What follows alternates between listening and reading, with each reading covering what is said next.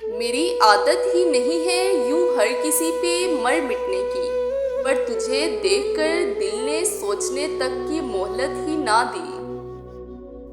तन्हाई करती है जब यादों के तज़किरे, कुछ लफ्ज़ सिसकियों में ही दम तोड़ देते हैं। जिंदगी मीम का एक मुख्तसर किस्सा है, मुलाकात, मोहब्बत, मलाल और फिर मौत।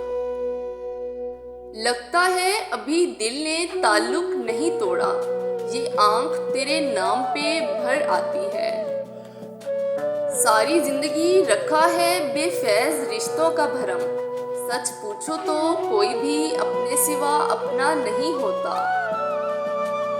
काश कोई इस तरह भी वाकिफ हो मेरी जिंदगी से कि मैं बारिश में भी रोऊं तो वो मेरे आंसू पढ़ ले। मुमकिन है ऐसा वक्त हो तरतीब वक्त में, दस्तक को तेरा हाथ बढ़े और मेरा दर्द ना हो। मैं जानती हूँ खुदकुशी हराम है, इसीलिए हादसों की तलाश में हूँ। कमाल का ताना दिया आज दिल ने, अगर कोई तेरा है तो कहाँ है।